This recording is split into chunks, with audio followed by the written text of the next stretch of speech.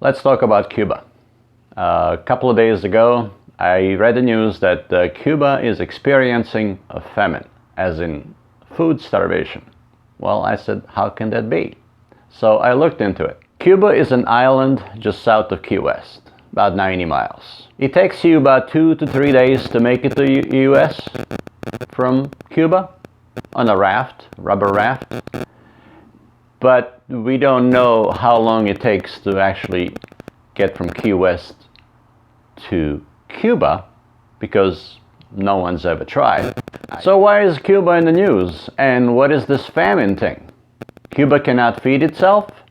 Let's look into it. Back in the old days when I was growing up, I remember reading the stories about Soviet Union. The largest country in the world couldn't feed itself.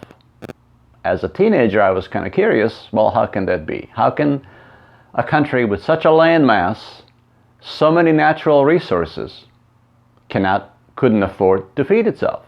So what was the problem? A couple of basic facts about Cuba. Cuba has been Spanish colony for the most its existence, and the US played the role to some degree. But their freedom was finally achieved in 1902, so over 100 years now, Cuba has been free, independent country. So what exactly is going on? Cuba is about the size of North Carolina, Virginia, or Tennessee. So it's about 11 million people, lots of islands, but we know it as a one big island. But so what is it that keeps this country poor? What about natural resources? Cuba doesn't have many, doesn't have much oil or any oil.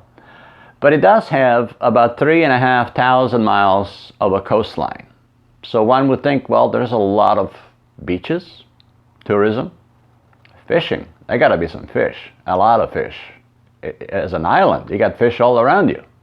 So there should be something there. So what is Cuba great at? Well, they tell us, the World Health Organization tells us that Cuba has the lowest ratio of doctors and patients. So Cuba has about 70,000 doctors, which compares to the whole continent of Africa that only has about 50,000. Wow, that sounds great, doesn't it?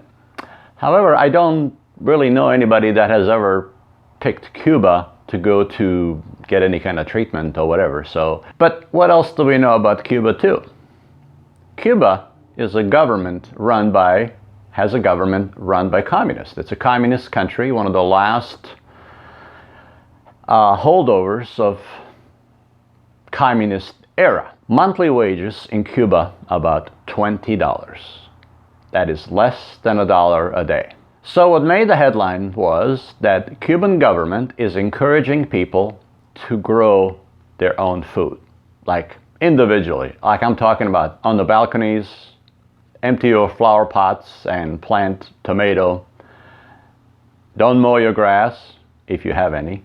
Just plant some corn or whatever, so you can feed yourself and support the country. Well, how well does that really work? When was the last time that the country encouraged its people to produce food individually as being the most efficient way of doing that? I think it was Venezuela, I believe.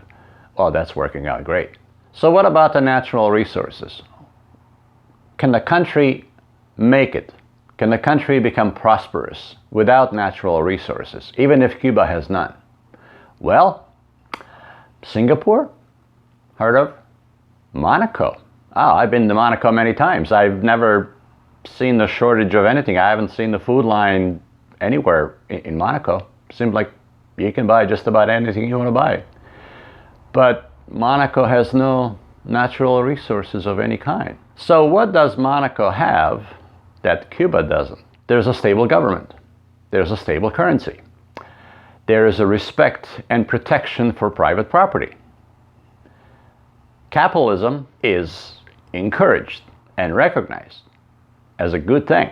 So what really is Cuba's problem? What made me record this video is every time there is a story from Cuba, somewhere buried in the story, it will be a paragraph that Cuba's problems a result of United States embargo. So I said, okay, I had enough of this.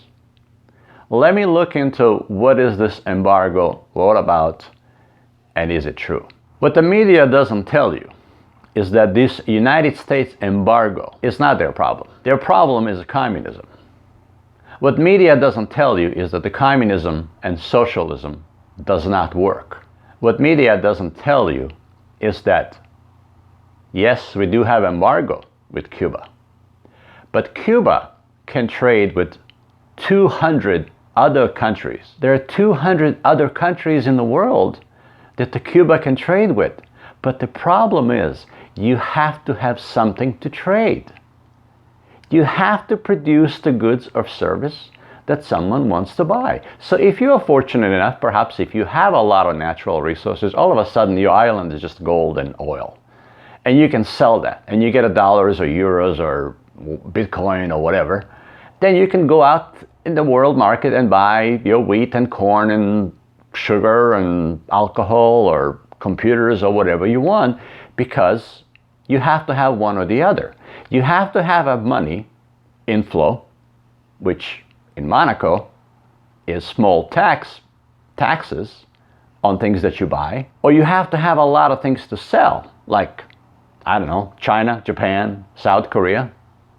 And then those products, what they sell, they convert that into currency, then they can go out and buy whatever they don't produce. But to be in a functioning economy, you actually have to produce something. So Cuba has, I don't know, some sugar, some cigars, I don't know what else. Do you remember the last smartphone you had made in Cuba? I mean, that was a beauty, wasn't it? I mean, it didn't even need a battery. It was fantastic.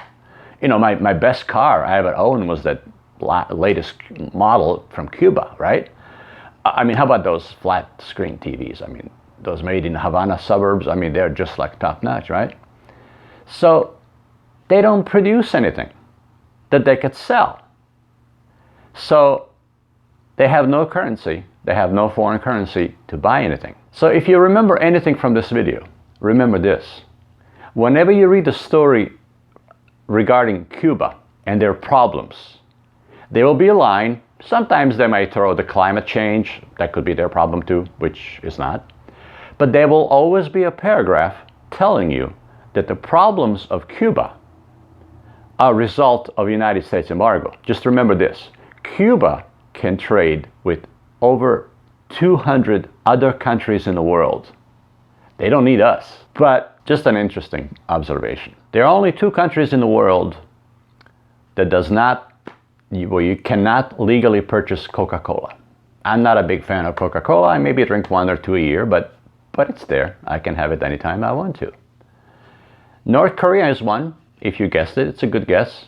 But the second country that does not legally sell Coca-Cola is Cuba. I don't know what that means, but maybe Cuba's problems are made by Coca-Cola. Maybe Coca-Cola is to blame for Cubans' problems. A few things that the Cuba does produce, and this is a good example that socialized planning, central planning, never works. Main crop in Cuba is tobacco. Cuban government regulates 90% of it. 90% of tobacco produced in Cuba is dictated who plants how much and how much you get paid for it. About 10% is left on the private market. So any of you that might have a social or communist tendency and thinks that the communism or socialism is great, it was just ran by wrong people, it just never works. Communism does not work. And Cuba, North Korea are the best examples that doesn't work. Thanks for watching, and please consider subscribing to my channel. Thank you.